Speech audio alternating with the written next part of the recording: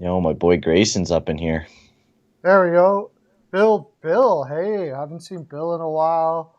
Oilers highlights is in the house. We Yo, are guys. live with Payton on the radio. Woo Did woo. LA Pittsburgh game last night, which was Yeah. kind of surprising. Like I kind of was thinking LA might win that one because I like the way they've been hmm playing. We were talking about it before we got on the show, but even still, 5-2 is a little more than I thought it would be for sure. I thought it'd be a tighter one for sure.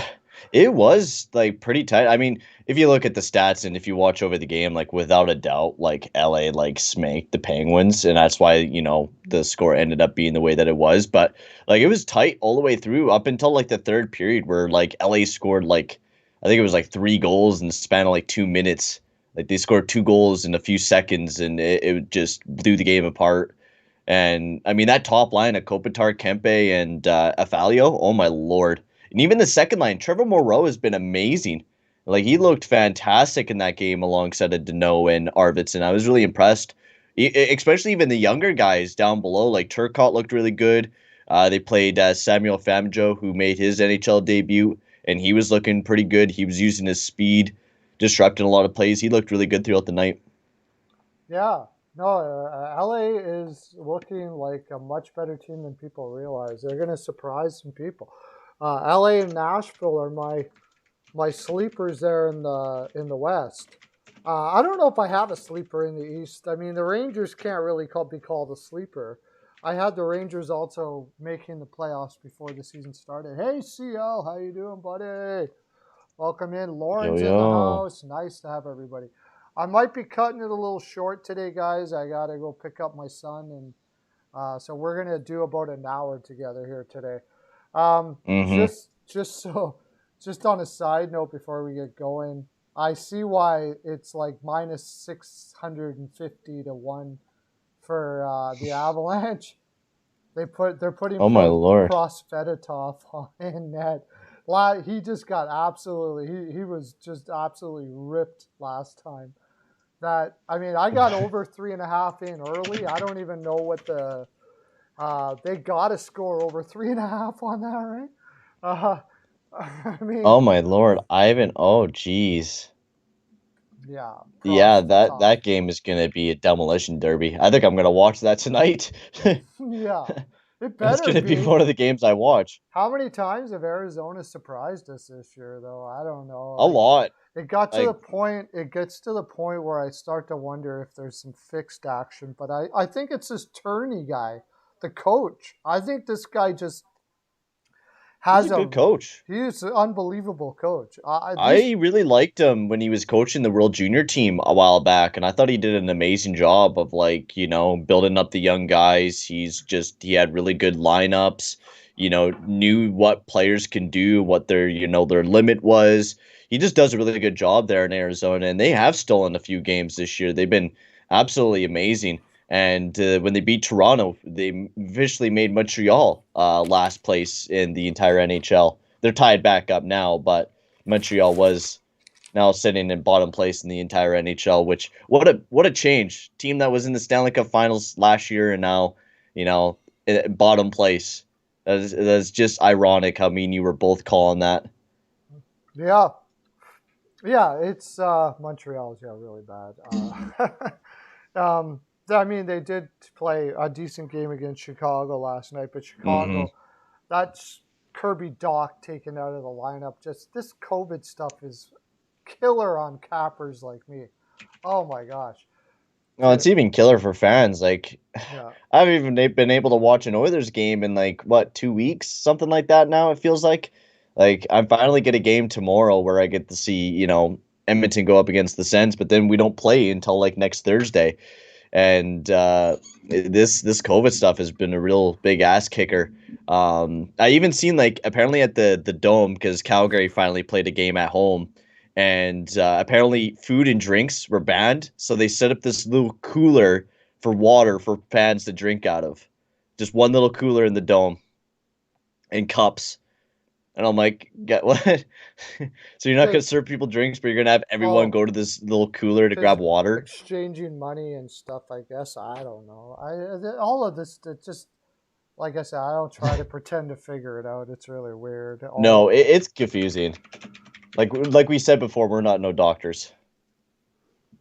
Yeah, we're not doctors, so if you got any things about COVID or whatever, I'm not the guy you want to talk to. No, I don't have an no. opinion on it or anything like that. So we'll go over. We didn't get to the Ottawa game last night, but I liked Ottawa last night. I just couldn't take him with Murray in, Mm-hmm. and I wanted to talk about it because we talked about it a lot. Maybe we weren't so wrong after all with Calgary. Yeah, I know. We were like kind of backing up on our feet a little bit a while ago on, the Calgary Flames and talking about them, but they've just been as bad as the Edmonton Oilers lately. Like they've lost their last four. They're 2-7-1 in their last 10 games. They, weren't doing fantastic against the Ottawa Senators. Yeah. Like there was some times where Ottawa just purely outplayed Calgary. They battled back a bit, but this should be a team where Calgary definitely cakewalk this team, and they just didn't. And Matt Murray shut the door. He was fantastic throughout the game, and maybe we weren't wrong about Calgary. Maybe this team. I mean, we were saying that Calgary needed Jack Eichel, and a lot of the fans in Calgary were like, "Oh, we don't need Jack Eichel," and Tree Living was like, "Oh, we don't need Eichel," and now they probably do need him. Yeah. Oh, they did. They did, right? The whole time they did. I don't know what the offer, what they were, what the ask was, but Mm-hmm. like if it was Zari, a first round pick, a good, I heard Dubé, but maybe that was the reason why because you Alex Tuck, right? It's kind of hard to beat Alex Tuck. I think that Oh, really without a were, doubt, it is. yeah, I mean, yeah, Tuck is an amazing player. It's like who do you replace for that, right? Like players that you could trade away is maybe Goudreau, but like, do you want to trade away Goudreau when you could play him alongside of Jack Eichel? You don't yeah. want to trade away Coleman because you just picked him up, right? You don't Well, want to and do that. I mean, I you could don't do think a they I don't think they Lindholm. would do Coleman. Lindholm maybe because you don't need the center now as much anyways, but you're sort of doing this for the depth at center. Yeah, it was Yeah, you tough. want Lindholm to play second line because you can't rely on Backlund nor Monahan to play second line minutes right now. You No. really can't. And then you'd have to go out and get another center. Though I think they were asking for Matthew Kachuk or nothing. And that's straight across. But again, it still defeats the purpose. They needed to add. If they don't Mm-hmm. add, then maybe it isn't worth it. It's a little tougher to look at it that way. But if it was Zari at first, Dubé, I mean, there'd have to be more. But I think they just ran out of pieces that they could give because they just aren't that deep, right? No, they aren't. Like, there's definitely a lot of weak points with the Calgary Flames. I mean, you got like the third line of Lucic, Monahan, and Dubé, and then your fourth line, Brett Ritchie, who I don't know why they keep playing, and then Brad Richardson and Lewis. You got a lot of older guys that play pretty well defensively, don't generate a lot of momentum, and that third line between Lucic, Monahan, and Dubé, they're all very poor analytical players, and they're not going to produce a whole lot for you. So that type of line right there is the type of line you kind of want for your fourth line. You know, Dubé's not terrible, but he hasn't been that big producer that they're really hoping out of him. Yeah, yeah. No, he's probably not going to be. Like if you watch him No, play, he may not be hit. He may not have hit his top end now, but his top end isn't all that high. Like maybe, no, he'll probably be a third line, fourth line goal scoring guy yeah. who chips in physical wise and plays maybe a little bit of defense. He That's all you're really going to get he's out of not him. even that physical. He's not a big guy, so he's No. kind of the guy that you throw in with two good third liners to add some offense to your third line. Hmm. Really, like I think there's a fit for him in lots of teams, but I mean, I wouldn't be like salivating over him for a package for Eichel, right? I do like Zari quite a bit, but when you look at the package that Vegas was giving up, Alex Tuck, like I love the guy. Hmm. That was really the big one there. Okay, somebody brought up the Olympic team. Or is it Yes. 2000 or something? What's going on here? That Olympic team has got like But Oh, Danny, I think that's a fake one. okay, I think that's a fake that's one not true. because it Okay. was like because that missing curfew is with like Shane O'Brien and I Okay. can't remember Not who Danny else. Heatley I and all that think. kind of stuff. Yeah, I don't think yeah, it's Shane O'Brien and Scotty Upshall, I think it is. Yeah. Anyways, I know I've seen the team, but I don't think that's the No, it team because can't there's be. no way there's Joffrey Lupul, Mike Richards, Scotty Upshall, Danny Heatley, like Yeah. Patrick Marleau. Yeah. What like No. they pulled out Kevin Bieksa, Dion Fuguf out of retirement. Yeah. Danny Heatley wasn't in good condition when he played. I doubt he's in very good condition now. Oh, he's probably slamming it back, just sitting down, probably gaining a few Oh pounds at yeah, home. for sure. It's the Heatster. Okay, so that we got that out of the way. That's a bunch of nonsense. Yep. And I figured it must have been, but I thought I would talk about it anyways. Um, I woke up, I seen the team, I'm like, no way. I'm like, there's no way that this is the team. yeah, that's what I thought too. As soon as I saw Danny Heatley, I'm like, there's no way Danny Heatley would be able to play a full game of hockey now. At Oh the end of no. his career, he was barely getting 10 minutes a night, and he looked like he was huffing it all the way through. So Yeah. I doubt he's doing it now. It's like Neil. Neil, you Yep. play Neil over 10 minutes, and he looks like he's gonna die. Oh, without a doubt. He's definitely, I mean, even throughout his entire career, he's just a guy that's gonna, sit in front of the net, score some goals for you. He's not, your best skater in the world. And, once you start getting up there in that age, which Neil is, you're gonna start seeing that, slow decline of his fitness. And you're starting to see that with James Neal. Uh, Bill is asking, did you see Bonus's little tirade that he had there? Yeah, I don't know what's happening with Bonus and Dallas, eh? Like, it just seems to be a bunch of problems with Dallas, especially with John Klingberg asking for a trade out. They just That's they're not staying consistent, and I mean, I think we kind of knew that this was going to happen for Dallas. Like, I think we all knew that they might have been going downhill. They're still not bad, but you kind of want to see a little bit more, especially out of your top players in like Sagan or yeah. Radulov, especially those types of big players. And now you're having to deal with Klingberg wanting out as well. Well, the Klingberg thing is very. You know what? The Klingberg thing is actually, as far as I'm concerned, he's hurting himself. I was talking about this yesterday. Like, I don't know. I kind of like Klingberg. He's got I do too. offensively, especially, but I don't know if I like it. It's a little bit of a red flag when a guy's going to become a UFA. He's just got to play out the year and he can leave. Like, what is he? Hmm. Why does he need to push the envelope here now and say that he wants a trade? When you're going to, Well, John Klingberg's game has totally changed. I think when Rick Bowness came in, maybe that's the biggest thing because you look at John Klingberg, he was not too bad defensively like 2 years ago. He had a good defensive game alongside of his offensive game, and you've seen his defensive game totally decline. I don't know if that's just the player or if it's the coach or what it is, but it might not be a bad idea for John Klingberg. It's just the team is in not too bad of a spot. If they put things together, yeah, they could make a race towards the right, playoffs. They just have to start winning games now. right. But now that puts But him in a pretty tough spot, right?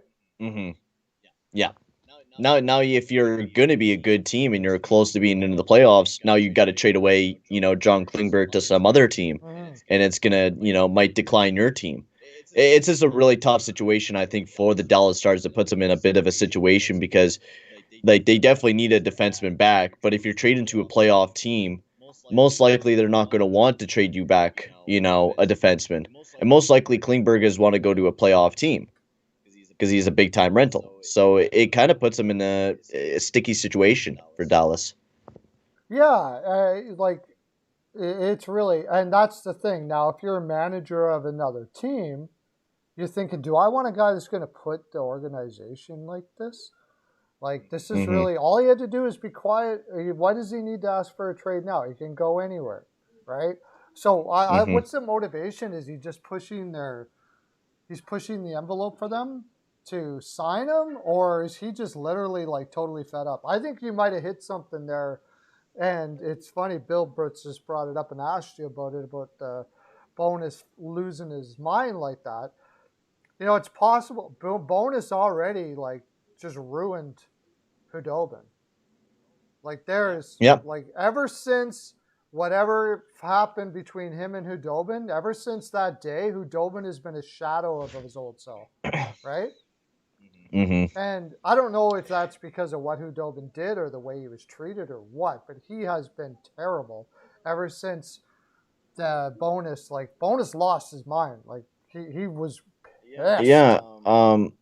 Apparently also like another thing that's kind of driving me to, thinking that Rick Bowness is maybe the issue with the team is when Riley Tuft was going to play his first career NHL game, he spent like all of his money getting his family members up and to come and watch the game. He even got like from one of his buddies to help him, chip in to get his families to the game. And he got benched like, an hour before the game by Rick Bowness. Yeah. And I don't know because I feel like when you do that as a coach, it's kind of you're being kind of mean to that player, and it you know kind of goes throughout the entire locker room when you do that sort of thing. And maybe he is just not the right fit for the team. I don't know what's necessarily going on, but there seems to be, especially with someone like Sagan who's not performing as well. You got also Radulov who's not producing as great either, and Hudobin just looks I don't know. And also they'd even start Jake Oninger to start the year as well, which was absolutely clueless, and I don't know why they didn't do that. Like they sent Oninger down to begin the season when he should have been up in the NHL, especially with the way that he was playing last year. Yeah, I didn't get that either. We were talking about that before. I don't know. I don't know if you and I talked about it, but I mentioned it. Like Ottinger was their best goaltender. I don't know if that was a bonus thing or if it was just an organizational thing or whatever. I didn't understand even acquiring Holtby in the first place. No. So, but yeah, you make a pretty good point there. I don't understand why you do that to a kid. I don't know. I don't know. No, I don't know I the don't I whole don't understand. the same thing as when Tippett did that to Samarukov. I thought that was Yeah, right. Like, I mean, I think even doing that to Samarukov is worse. You play the guy, and then he makes a mistake or two, and then you bench him throughout the entire game. And I mean, both of them are pretty bad. You don't want to do that as a coach, especially since he spent all his money getting his family there to come and watch the game, come and watch him play his very first ever game in the NHL. And your coach brings you in an hour before the game, and you're all ready to go, and he tells you that you're not playing. yeah. I feel like that's just a kick in the gut, and you have a lot of motivation going into the game, and then you just lose all of that because your coach just decides you that he didn't want to play you that night, even though beforehand he was telling you that you were going to play that game. Yeah. I don't know. No, I think there's a lot of problems internally with the Dallas Stars right I now. think so. And there's still a lot of good players there. It's just there's some other players that, like, if you had Sagan and Radulov going, and you could have a really sick team with the Dallas Stars, honestly. Yeah. I mean, it's funny because they have had some really good games and stuff, but they are old. Hmm. But Rick Bonus has always been a guy that has ruffled feathers, and so he's Yeah. always probably going to be that guy. But like with Sam Marukov and with that kid, at least with the kid, he's not on the bench. You're right, that's a little better. But with Samarukov, it's how awkward that is for everybody to watch this kid sit there, and Yeah. it just was horrible. That was like one of the worst things I've seen a coach do it in a very long time. It doesn't, and they didn't win right. Like after that, they went into that losing streak right after that. I seriously think they lost respect for Tippett after that, and I don't know if they. Yeah, and I I know that Holland we're not going to be seeing a firing of Dave Tippett, and I was seeing Bill T if the others should blow it up or not. I mean, we just need to fix the defense, and once you fix the defense, I think the team could be all right. But and also get rid of the coach, but we're not going to be seeing that. We Holland has never been that guy where he's going to be that gung ho guy where he's going to fire Tippett. Even if then we're probably going to see maybe Tippett leave this offseason, but I don't know, man. I have a feeling that the way that the team is going right now, especially seeing the lineups for tomorrow, especially seeing Keith and Barry playing alongside of each other, I feel like the Oilers are going downhill. Yep. And I know a lot of fans are like, we'll come back, we'll bounce back. Even Holland was saying that we'll bounce back. I don't know. Nope. I don't know right now. The way that I've seen this team play, I could see this team being out of the playoffs. Neither. This team Well, reminds me of a team that does not make to the neither playoffs. you or I thought they were going to be able to maintain what they were doing in the first place. So there's no reason for me to think that they're going to be able to get back on the horse when I didn't think that They're the worst 5-on-5 team in the in the league. league. So how are Their goals for and their goals against is absolutely horrible on 5-on-5. Our depth is atrocious this year. We got worse depth wise, and our defense is a gong show. If people think that defense is good, you need to get your eyes checked. terrible? It is bad, bad. And playing Keith alongside of Barry is bad, bad. You're talking about two analytical players that are at 0% in defensive numbers playing alongside of each other tomorrow night. That is bad. You have two players that can't play defense. I don't know what Tippett's doing. I like Nurse and Cece. I do. But when you pair Barry and, Keith alongside of each other, it's dumb. Yeah, I don't know either. Okay, so last night we had Flyers versus Bruins, Hmm. and Rask got his first game. Looked good, right? Did you watch? Were you able to watch it, or were you? Yeah, I did watch this game a little bit. I really liked Tuca. Tuca made some really good saves throughout the night. He robbed a couple breakaway opportunities. I mean, Boston played really well defensively. They didn't let Philly generate a whole lot, especially during like the first period. The second period, Philly came back a little bit, but I felt like Boston is really playing a good game right now.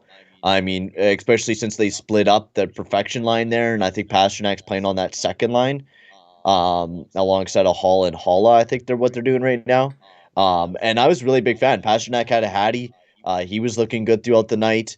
And Tuukka Rask was making some really good saves. He was playing really well. The defense was stepping up big time for him. But when he needed to make a save, he made a big save. Sure, he did show a little bit of that rust, but Tuukka Rask, I think, I don't think we should ever doubt Tuukka Rask. He's just an absolute fantastic goalie and a future Hall of Famer without a doubt. I think he is. I had this discussion with off the wall John, and he doesn't seem to think so.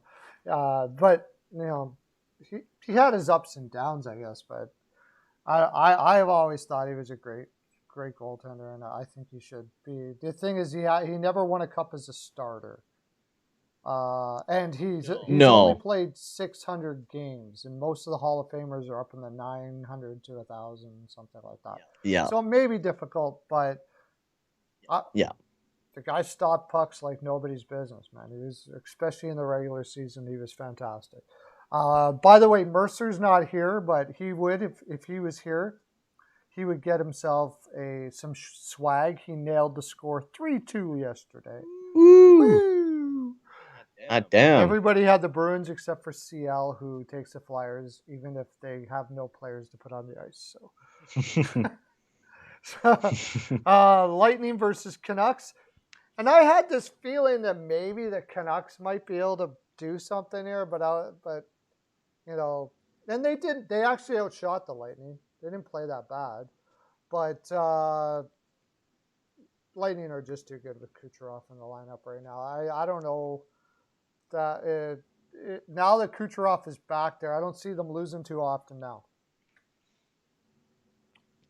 No, I mean, you have such a stacked squad there in Tampa. It's crazy. Even Vancouver didn't play that bad, especially in the second period. I thought they were doing really well. Just weren't able to put anything in the back of the net. Vasilevsky played really good. And I mean, I've been even hearing rumors about them even potentially picking up Evander Kane as well. They're part of the kind of the race for Evander Kane as well there in Tampa. But they played really well. I've been liking how Vancouver's been playing though. I think they play way better with Bruce Boudreau than what they did with Green. I feel like they play like more like a team.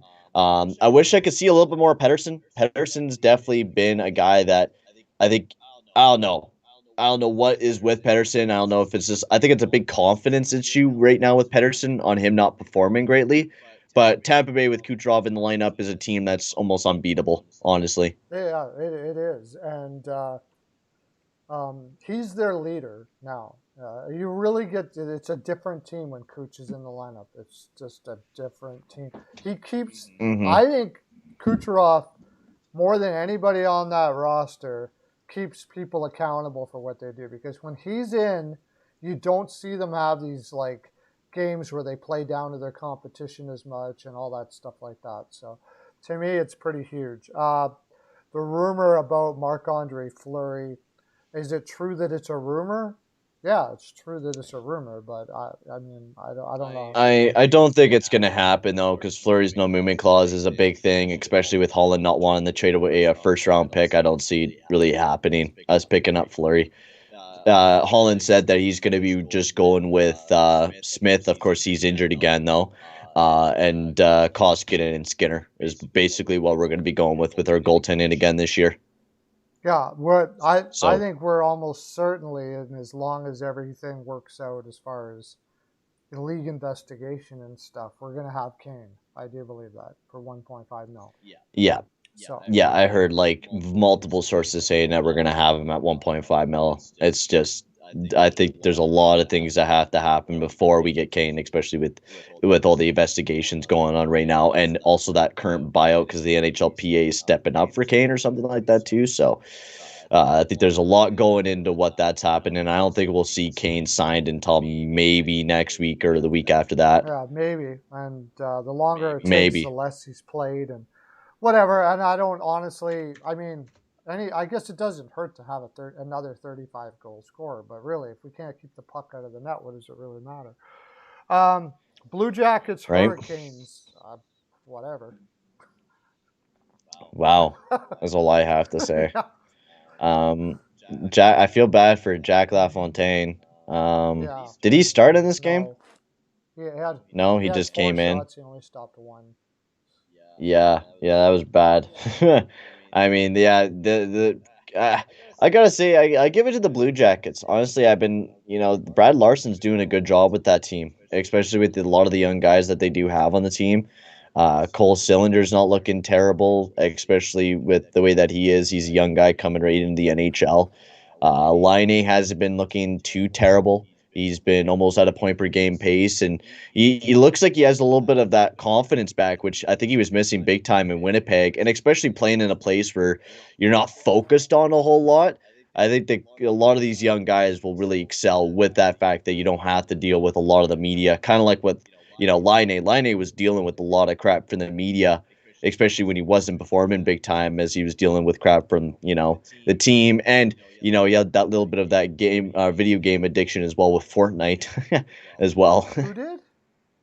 Patrick Laine. Oh, okay, really? There was like a big story when he was like not performing. Oh, Like apparently he had like a really bad like Fortnite addiction really? where he played video games way too much, and yeah, so that was part of the issue, and I think confidence issues were also kind of a big factor with Line A as well.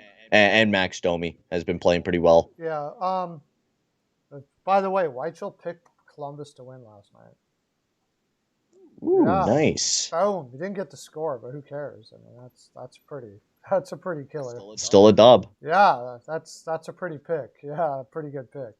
I didn't see that coming at all. I mean, Slavin being out hurt that much, and they hadn't played in a while. But this is a team that's usually prepared for everything, right? Yeah, you Hmm. gotta give it Larson credit for sure. Um, they were prepared for that game. I was going to look at who got the points. Line potted one or two last night. Line A, I think he just potted the one last night. Potted one. Yeah, yeah, just the one.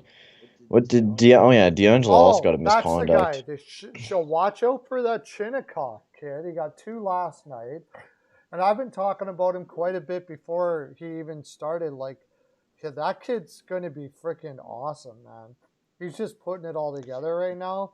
But that Shinnikov was the was it 2 years ago they picked him in the late first and like all the and Yes. everybody was like, who, what the, they were scrambling around looking for some information on him, and sure enough that Kekalainen, freaking, he knows his European scouting, the Wayne Gretzky European scouting, and this kid got 2 last night, and he's just been looking better and better every time I see him. Well, he has some really good potential. I mean, can't even believe like he put up some good numbers in the MHL. Didn't do that bad even in his first year in the KHL. 17 points in 32 games as a young guy is pretty impressive, especially for Igor. And he's not even looking that bad for the Columbus Blue Jackets either this year. So, I mean, Jarmo Kekalainen just he has a lot. He just the scouting there is amazing. Like you look at a lot of the young guys, like Peak has been looking really good. You know, the requirements in Bean and Bachquist have been really solid. Even looking at some of their progress with Chinkanov and Sillinger, I think just the scouting there in Columbus is really going to accelerate this rebuild for the team. Even if it is a rebuild, it doesn't really seem like it. I think they could turn around here pretty quick and have a really strong team, especially with Sillinger coming up the pipeline and then also Ken Johnson as well. They just have a lot of good things coming along. Oh yeah, that it's done. Nothing surprises me with Kekalainen. The guy to me is just brilliant. If he could find his way to get fired, and that would be awesome. But probably not. Yeah, bring him on in Edmonton. Probably not going to happen. No. Well, we had a chance to get Bill Zito, but then we hired the old bum Ken Holland. Yeah. But did we have a chance though? Did Zito ever really want to do that? Yeah, we interviewed him. We interviewed. I think it was like the final two was like Holland and Zito. Oh my God! Don't tell. I didn't even know that. Yeah, Zito was one of the guys that we interviewed, and we'd even hire him. Gosh, are you kidding me? Anyways, okay. I know it's horrible. That makes me sick to my stomach a little bit. Okay, Jets versus Wings, and this Wings team looks like it's lost. This is going to be the first time I've said that Blashill might not make it. Well, I mean, I think we've been talking about this for years, where I think a lot of people, even in Detroit, kind of doesn't want Blashill. They don't really see him as the coach for this team. I mean, he wasn't bad for the rebuild, but now they're trying to turn a stone over, right? They're trying to build this team up. They're having a lot of young talent coming in, and now they're just getting pancaked. They were almost in a wild card spot, not that long ago, and now they're losing that ground. They used to be No, they don't look good while they're losing, though. That's the thing. 2 shots, and they had 27 shots against. Yeah, they don't look good while they're Like, losing. you can't be having that type of game where you only generate 2 shots. It's bad. Zadina's not progressing well. It's got to be getting frustrating for Larkin. Bertuzzi has progressed well. It's hard to say because really that's Blashill's job is to make sure these young guys are progressing well, right? And Raymond's done well coming in the league. Then, of course, that defenseman who I always forget his name from Germany. More Snyder? Yeah, Cedar, yeah. Cedar looks fantastic, but how much does that attribute to Blashill? And, I mean, on paper, let's face it, that defense does look really bad.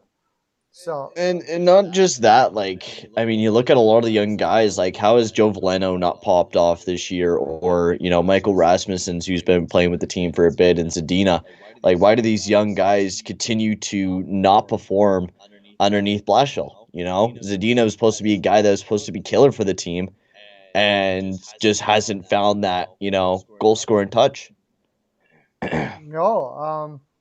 No, you bring up a really good point there because, these guys did well, but how much is that just to do with the fact that they're amazing, where the ones that really did need some work to get there are not getting there, and I wonder if it isn't maybe time now. This is the first time I've said this because I've thought Blashill gets a long rope and all of that, and up until now there's been some guys progressing and whatever, and there's been a lot of excuses, really, but this year, something doesn't feel right. They look terrible on the ice. Really bad. Yeah, they started off all right, but they definitely got to turn things around here. They got to start playing a lot better, and especially the game against Winnipeg, there was no good players for the Red Wings. And, I mean, the Winnipeg Jets should have played a hell of a lot better than what they did against the Red Wings, especially with how bad the Red Wings were playing throughout this game. I think that there is something that needs to be changed because I think the Red Wings, if they were to put some things together, they could be a seriously sick squad and almost be in a wild card spot this year if they were to put things together. So I think there's definitely maybe has to be a goalie change or not a goalie change, a coach change, and go after somebody else that will be able to help the younger players grow and actually reach their potential that they're supposed to hit. Yeah, no, I think that there's something needs to be done there. I don't know if Blashill. It's just that's a long time for the same guy to be talking to the same people over and over and over again too. I think maybe Blashill's just taking it as far as he can. I'm pretty sure by the end of this season, I think that's going to be it for him. I really do, and that's too bad for him because it's a lot of work to put in somewhere and not see the success, right? And he's been there for 6 6 years. years now, yeah. Since 2015-16. That's a long time, and he's only had really 1 year where they made it to the playoffs, and even then they weren't that fantastic. Yeah. Okay, so the next game was the Devils and Islanders, and the Devils, I think, win this game if they didn't have that kid in Gillies. He was from Calgary, right? He played Yeah, in yeah, Calgary, yeah. and Hmm. Sorokin really outdueled him there. But um, I think the Devils actually, from what I watched of the game, I didn't watch it back to back, but the Devils played a really good game. But the goaltending was and that was really the difference from what I saw. Well, I mean, yeah, John Gillies is definitely no fantastic goalie. I mean, he definitely had a little bit of potential coming up, but I mean, he never was that fantastic player. I wasn't able to watch the game, but looking over analytically, it looks like the Islanders were the guys that did dominate most of the Oh, game, really? especially during that second period. Now this is just off of expected goals for and expected goals against, basically. So it's not like a huge stat, Yeah. but um, yeah, it seemed like, sure, Govich, I mean, Jack Hughes, Jack Hughes has just been amazing this year as well.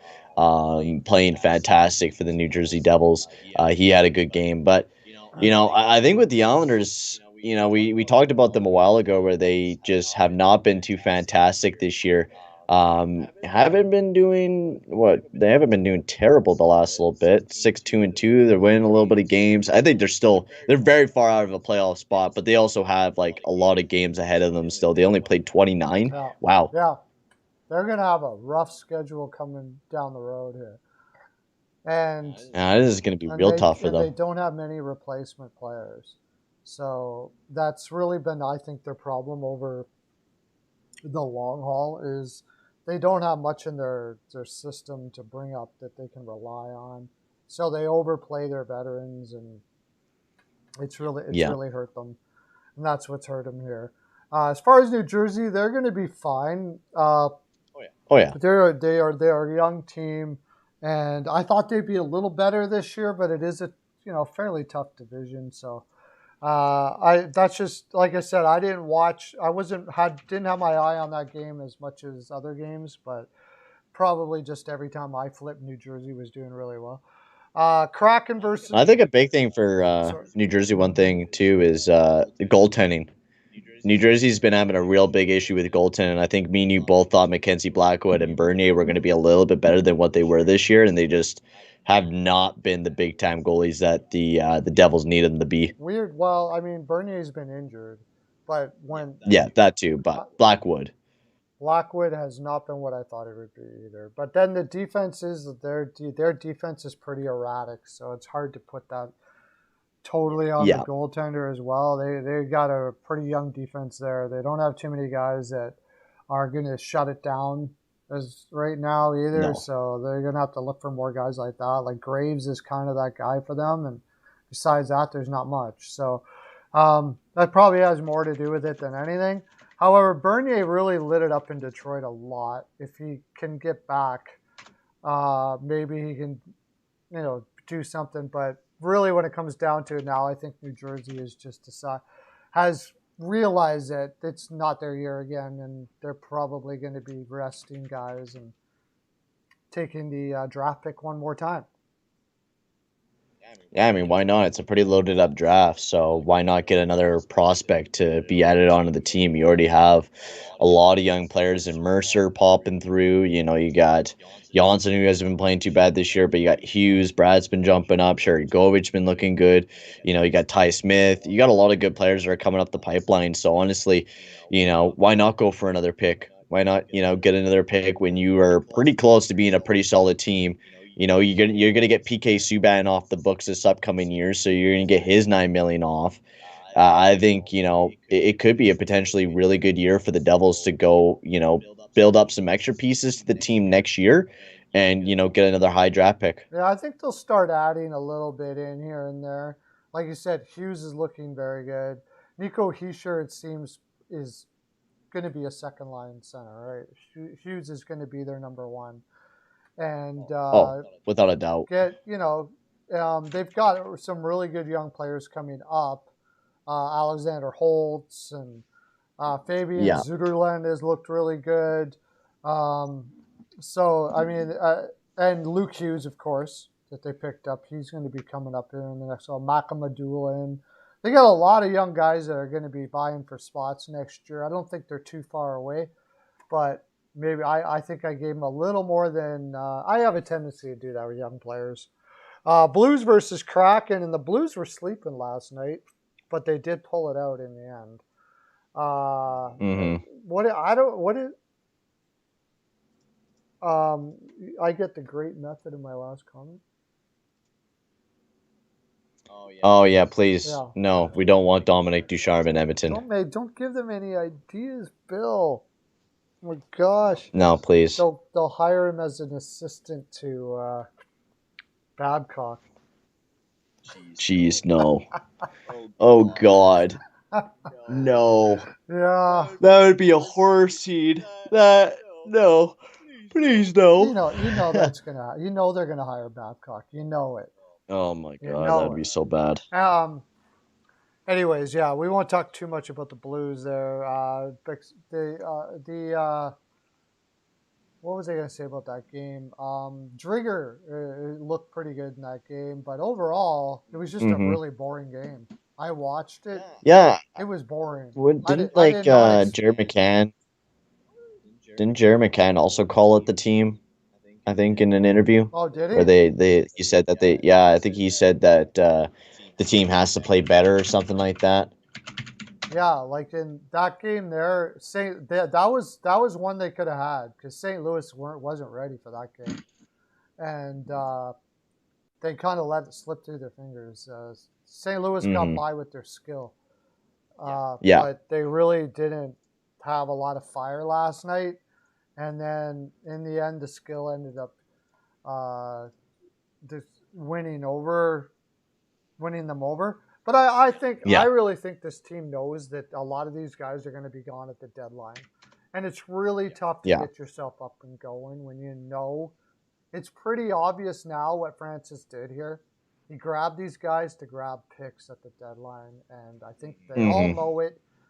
So it's hard to invest yourself, especially with an NHL game where there's only intensity can be the difference in games. And a lot of times it is. And you're going out there and you're subconsciously knowing this isn't going to be your team. It's pretty tough. Yeah. Pretty tough. It is. I mean, the way that Seattle was also drafted, it was really weird. I think we all called it. I was thinking that maybe they would be a playoff team. I was just going for a Hail Mary throw. But in the back of my head, I was like, yeah, this team might not be the greatest team in the world if they can't, get things together and play as a team, which just doesn't look like it. They just don't look like a team that's going to score a whole lot of goals, nor is a team that's going to play too fantastically great defensively. And especially with the way that they did pick up a lot of players that, were on cheap contracts or players that, were on 1-year deals. It looks like Seattle is just going to use a lot of those pieces to, trade them away. Like Giordano. Why did they throw the C along on him? Because leader.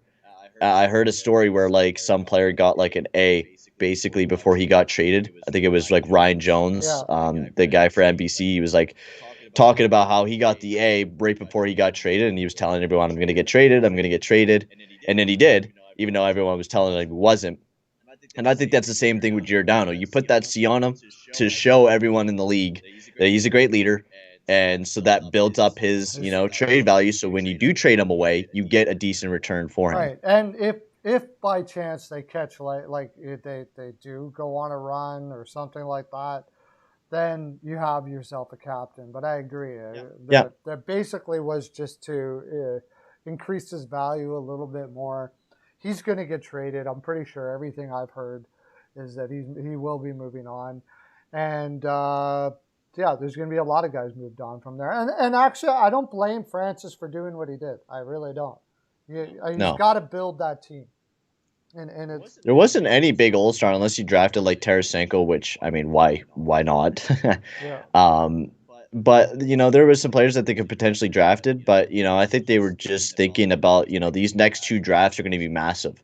You could potentially either get Shane Wright or Bedard or Mitchkov or whoever else is there.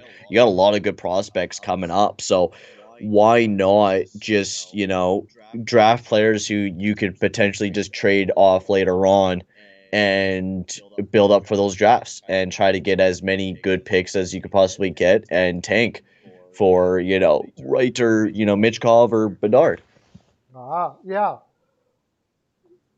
Yeah, I mean, I would do it. Like he wasn't able to pick up the draft picks he wanted at the expansion draft, obviously, Hmm. right? Because everybody's like, no, we're not giving up our picks, whatever. You just take the player. So he's got to do the next best thing and take players that are going to have value at the deadline, and that's what he did.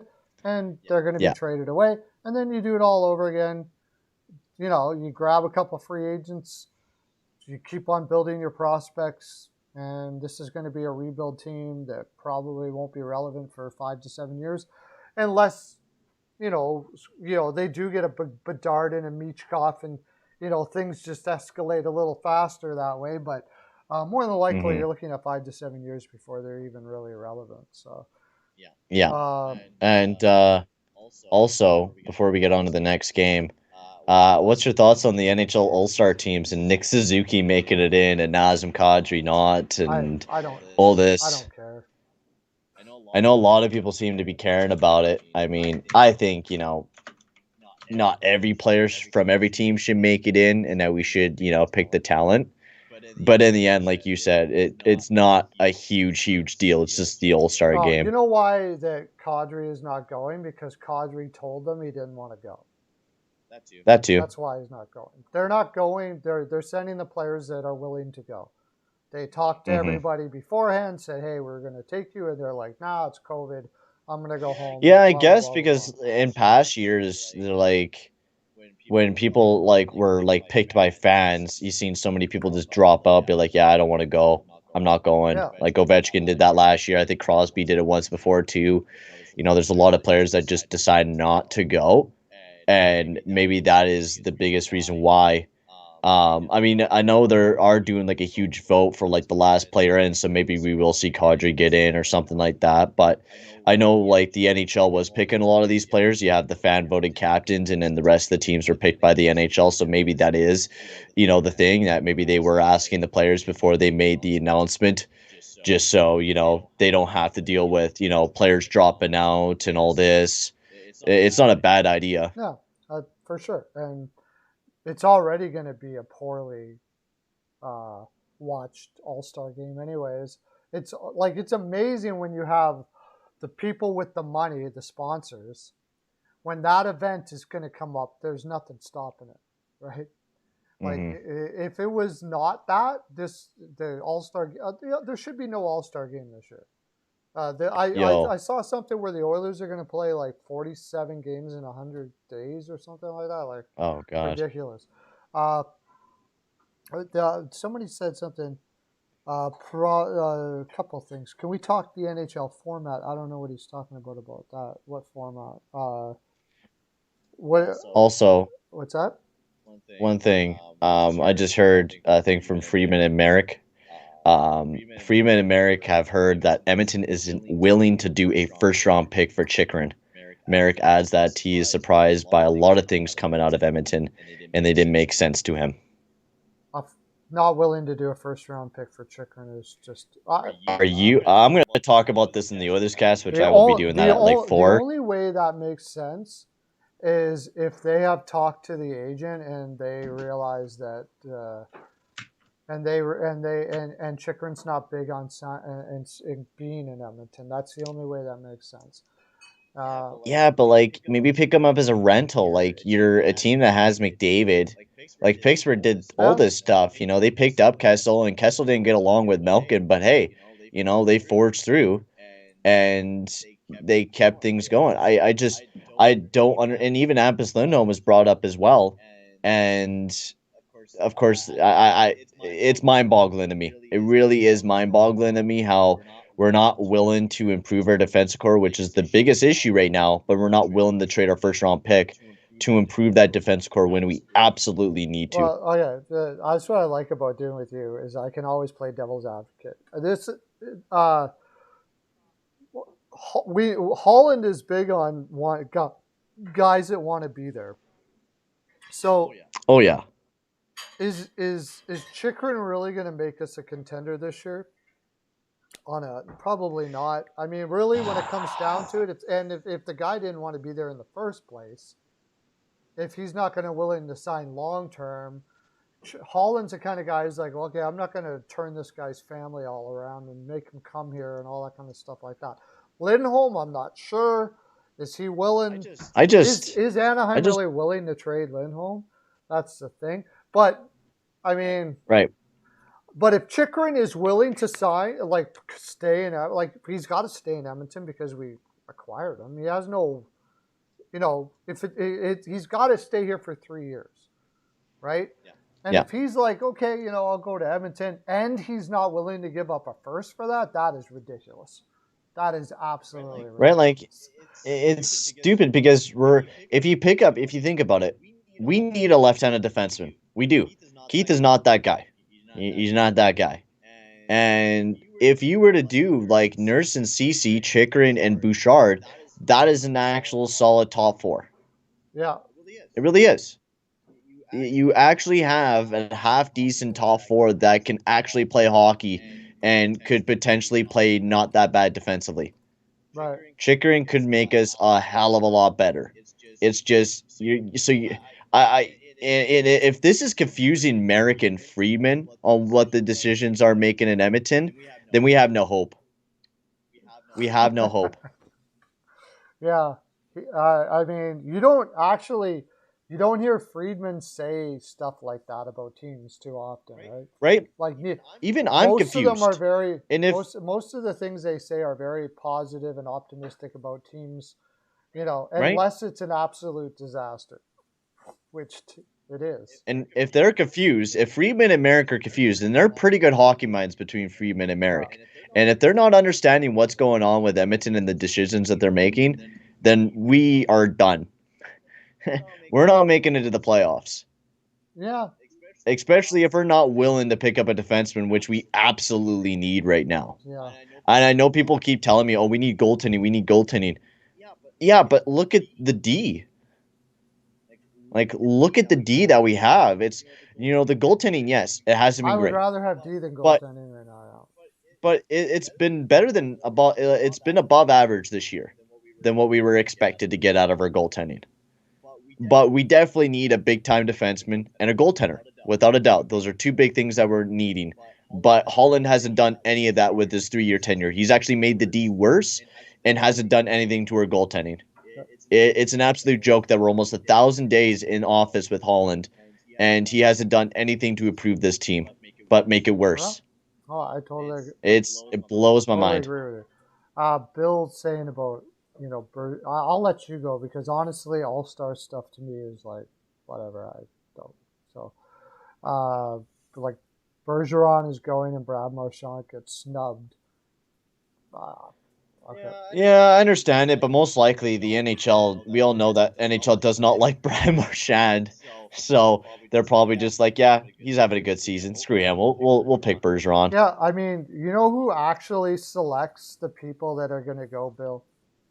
It's the very people that are paying the bills of the NHL. And the All-Star game is for them. They say it's for the Yeah. fans. It's not for the fans. It's for the sponsors, and the sponsors try to make the fans as happy as they can. And yeah, so the sponsors want players there that best represent their product. Marchand's Yeah. not going to represent their product very well. So Yeah. that's the reason why he's not there. And yeah, And I'm yeah. not an all-star guy. I don't like. I'm just not a big. It's all a bunch of hype for nothing, as far as I'm concerned. I would rather the guys get some rest and be ready to play hardcore after 4 days off or something like that, or expand. Don't even have a break and get this season going. There's been enough of a break already. Oh yeah, there's been a lot of pauses in the games, and I don't know if what they're gonna do with that Olympic break pause as well. If they're just gonna schedule a ton of games in there, but yeah, I mean, I haven't watched the All Star game in years. I turn it on, I watch it for 2 seconds. I'm like, this is boring, and then turn it off. I think everyone's probably overreacting about it. They are like everyone overreacts about this All-Star game, and then we actually get to the All-Star game, and then no one actually pays attention or watches it, and then everyone complains about how boring it is and how we need to change it up, but then they do change it up and they make it even worse. Like we've been seeing that with that 3-on-3. There's just no competition out there. It just looks like beer league, right? Are you telling me I'm gonna sit down for 3 hours out of my day and watch beer league hockey? No. Exactly. You t- Right? I want to you watch competitive you hockey. I don't want to watch beer league you hockey. take hitting out of hockey, and it's not hockey anymore. It's something else. It's beer And league. I'm sorry, people will say that they don't like it when I say this. It's the reason why I don't watch women's hockey. And that is the only reason why I don't watch women's hockey. It's not because I don't think they have talent or because they're women or because of anything. Any time that there is going to be a game where hitting is not a huge focus of that game, I am not interested. That includes preseason, uh, the All-Star game and stuff like that. But the fact of the matter is kids get to go see their heroes, and I don't want to take that away from anybody. So I don't want to poo-poo it. Have your All-Star game or whatever the case may be. Just me personally, I don't watch the skills competition. I don't watch any of it. I don't watch any of that, and I don't watch preseason games. I don't watch preseason games either. I mean, I occasionally watch a game, but like I watched like one Oilers preseason game, and that was it. I didn't care about the rest because I mean, most of the time they just really don't You should matter. have a preseason Hall of Fame. Perlini would be in the preseason Hall of Fame. Oh, Perlini, Tyrati. I Who else? How else do we got? I mean, we got so many guys that have just, I mean, played amazing in the preseason and stepped in the NHL and just played As soon horde. as you put hitting back in the game and they can't get into those spots because they got to fight for it, they're no good anymore. That's the reason why I'm not a fan of, there's got to be hitting in the game. It just doesn't make much sense to me. When you watch ladies hockey, they just get to the spots too easy. Yeah, okay, you got a good shot. That's cool. I mean, all of that's fantastic, but I can watch a good shot, anywhere, really. Show me you can do it when a guy's going to drop you on your ass if you go into that spot. And if you can't, then I just don't see it.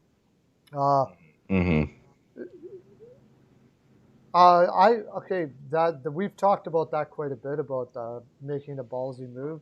I will not judge where Evander Kane is in his life. I do know that I agree with you. If he hasn't progressed, it would be a mitigated disaster. Unmitigated disaster. It would ruin the team. But the team right now, I mean, might as well go for it because it's not making the playoffs anyways. You never know. Maybe from what it looks like, we're not. Just outscore guys so much that teams that we might make it in. But even if we make it in, are we getting past the first round with this defense? Oh God, no. Oh God, no. We are definitely not making it out of the first round this year. I said that at the beginning of the year that this team is not making it out of the first round. I hope we make it to the second round, but right now, from what it looks like, we're not making it out of the first round. We'd have to do some stuff for sure. Anyways, we got two quick games. We'll go over both of them real one. The one you saw with Pittsburgh and LA, we actually already talked about that. The Rangers, great game. Schneider scored his first goal. And yeah, I heard that. I love that kid. I love that kid. He put up he wasn't supposed to be a big offensive guy. When the Rangers, remember that same draft that Chinnikov got picked up, I believe, they Yeah. drafted up and picked him, and then New Jersey ended up having to take Macamadulin, so there'll always be that competitive comparison. But Schneider, the next year, put up sick numbers in junior, and now he gets Yes. his first goal in the NHL. He's not putting bad numbers up in the AHL, but from what I've saw of this guy, I love this kid. Love, love, love, love, love. Yeah, he looks really good. He's a physical guy. He does just about everything, especially with the big numbers that he was producing in the juniors there. He looks amazing. And Chris Kreider continues to perform great this year. He continues to put up goals, continues to do a lot of things that is just amazing for the Rangers as Oh, well. he's having one hell of a year. He's really taken that team and put it on his back. Even with Panarin being out for that short time that he was. Hmm. Watching that game with San Jose last night, that was the game, a kind of a game. You're starting to see what the Rangers can be with that game. They really picked San Jose apart.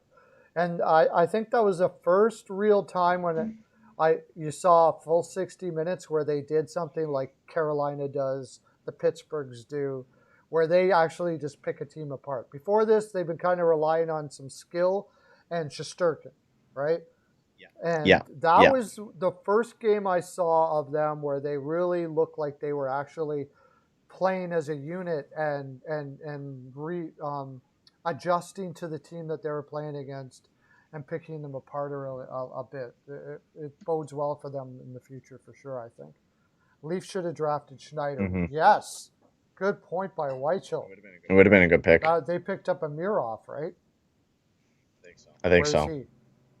Rodion. I mean, he's not terrible, but I think he's in the K right now. Is he playing in Sweden or okay? He's playing in the VHL right now. V, Not even the the K. minor league. The How's he VHL. doing in there? Oh no, I think he's actually up in the K right now. 10 points in 3 games in the K. In the VHL, he had in 3 games he had 0 points. 3 points in 10 games in the KHL. Okay. Yeah. So he's got a long ways to go, but Oh yeah. yeah, I think they're going to be kicking themselves that they didn't take Schneider.